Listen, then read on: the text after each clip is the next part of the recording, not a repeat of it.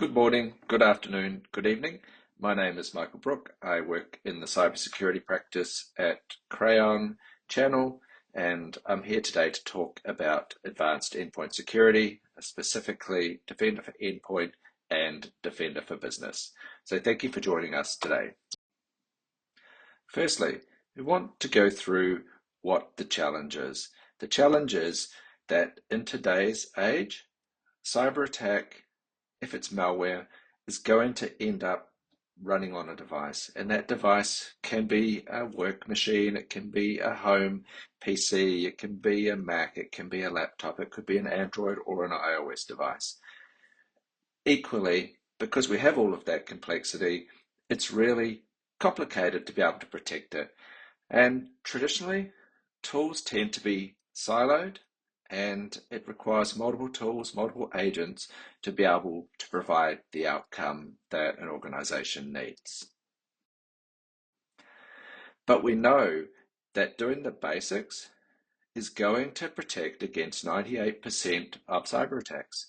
And what are those basics? The things like multi-factor authentication, protecting those devices with antivirus, with EDR, making sure that they're patched and they're updated, will help reduce attacks against them, as well as things like attack surface reduction and tamper protection. So here's where we start to talk about Defender for Endpoint and what it is.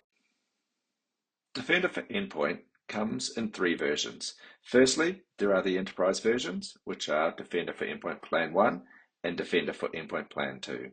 Main difference between, as you can see below, we will cover in the next slides, but really it's that EDR, Microsoft Experts, and Threat Intelligence. In the middle is Defender for Business, which is the best SKU for an organization under 300 seats because it covers all of the best features of Defender for Endpoint Plan 2 and everything that's in Defender for Endpoint Plan 1. So what is Defender for Endpoint? Firstly, we'll cover these in more detail in the following slides, but just briefly here, threat and vulnerability management, at least for Defender for Business and Defender for Endpoint Plan 2, attack surface reduction, next generation antivirus protection, endpoint detection and response, again, Defender for Business and MDEP2, automation, auto investigation remediation for Defender for Business and P2, though there are some limits in Defender for Business, and Microsoft Threat Experts, which is only in Defender for Endpoint Plan 2, as well as one place to configure and manage, which is Defender XDR or security.microsoft.com, or you can do management through Intune if you wish, and APIs for things like streaming to Sentinel or other systems that you may have in place.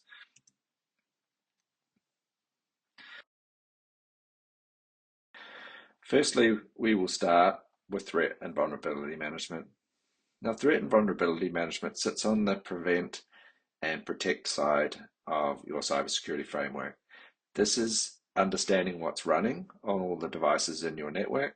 It might be Windows, it might be Mac, it might be Linux, it might be Android, iOS.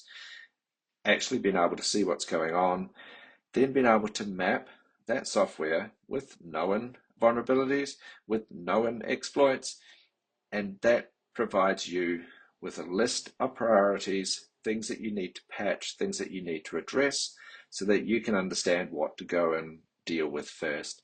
But also it's that identification of software that's running that maybe should not be running on devices in your organization.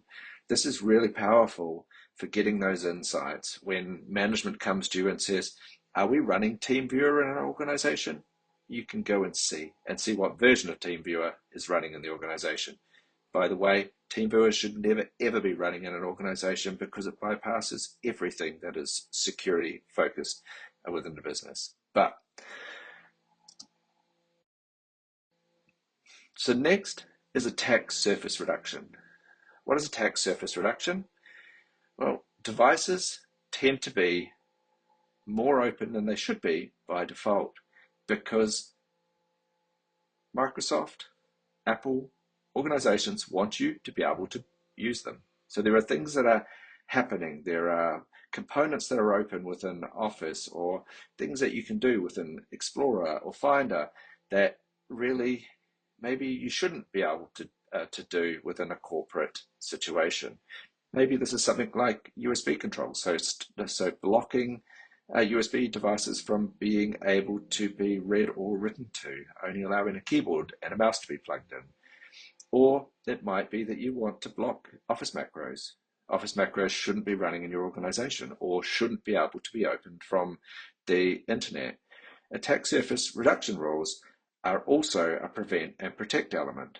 They lessen the opportunity that a piece of malware that was accidentally opened or maliciously installed on a machine is able to get into the operating system and then start to do things that are bad.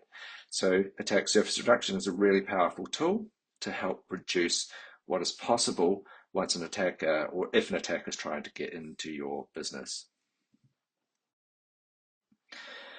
Next generation protection.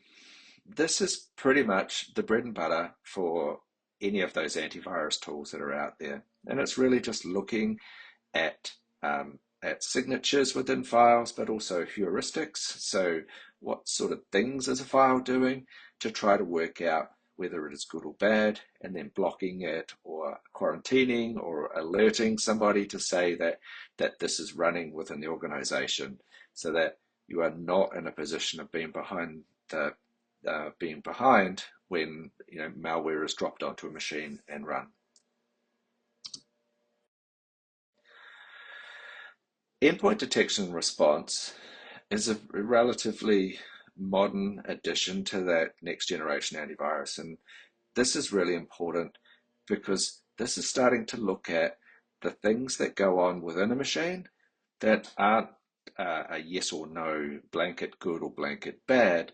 They're more like there's a piece, an executable that was run on this machine, and that executable started up a PowerShell commandlet, and then that commandlet started up Mimikatz, and the Mimikatz grabbed a credential from a cached credential of an admin user, and then we tried to that commandlet connected to another machine.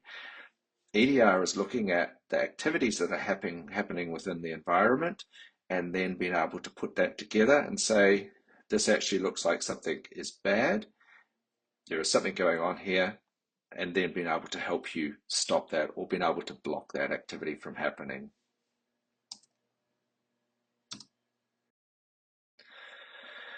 Auto investigation remediation. This is a Defender for Endpoint Plan 2 feature, and there are some capabilities of this in Defender for Business as well. This is really looking at the steps that would be taken by an analyst and then being able to try to minimize the amount of steps that you need to take as the second responder or as the first responder to be able to resolve an issue that happens in the organization. So it's summarizing and summing up the things that are happening to lower the number of false positives or to lower the number of alerts that you have to deal with to make sure that you're able to focus on the things that need to be resolved. And then finally, if you have Defender for Endpoint Plan 2, you have access to Microsoft Threat Experts, and this goes a step further. This allows you to submit files, submit things to Microsoft that don't look like they should, and they will be able to tell you, actually, yes, there is something going on here, and then help you with that response, help you to understand what is happening, and then help you be able to respond to that. It is not a SOC, but it's going to give you an extra level of expertise to help you when you see something going on so that you can respond with a more informed decision.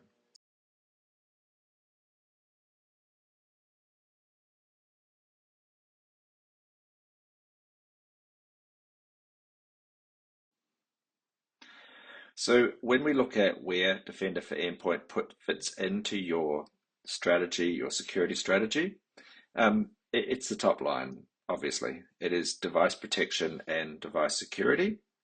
There are other elements that are included in Business Premium, M365 E3 plus the E5 security or full E5 and that will go much further into like cloud app security and identity security, as well as data security, though a lot of these elements are also available in Business Premium. When we look at how we are wanting to secure your organization, well, we have this Defender 365 or Defender XDR, which is going to take all of the data from the Microsoft platforms you have. We can also push that data into Microsoft Sentinel if we want to have total visibility, not just across the Microsoft platforms, but also third-party clouds, network devices, firewall devices, and other things that are not suitable to be stored within Defender XDR. So if we look at deployment for Defender for Endpoint is super easy.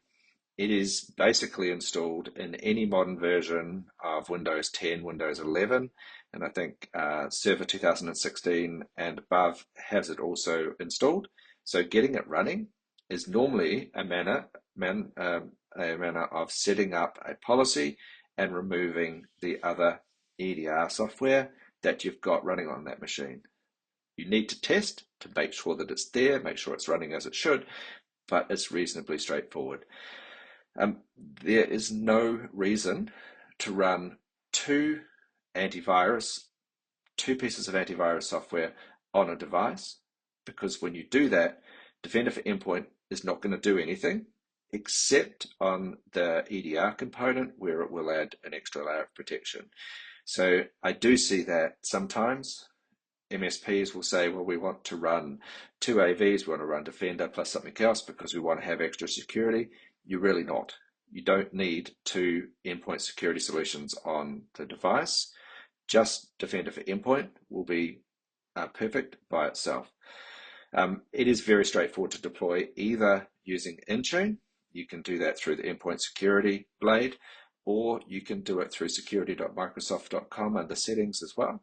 That will give you, in fact, now it's much easier to set up through that element. So you used to have to create a script and run that script. Now it's very, very straightforward to auto deploy out. As far as maintaining and operating, once you've got it set up and running, you're really going to do most of your actions through Security Center. So you're going to be looking at endpoint health, so the endpoint security health, so knowing when agents are there, knowing when they've been updated, that sort of thing, through Security Center, because it's going to be the best way to group everything together and be able to understand exactly what's going on at any time. You probably also want to make sure you're backing that up, and this can be done through the Graph API, and there are many GitHub repos and things with Intune backup scripts and other things, other capabilities that will help you back up and recover those sorts of configuration settings. So go and have a look and you'll find them. Otherwise, also third-party tools can help here on the creating those configurations, things like Nerdio. Nerdio is really good at having device security settings and being able to deploy them to multiple tenants. Or something like CoreView with Simian Cloud has a similar capability as well to be able to centrally manage the deployments for the various machines within your organization. Thank you very much for listening to me today, and please feel free to email me or to connect with me if you have any questions about what we discussed.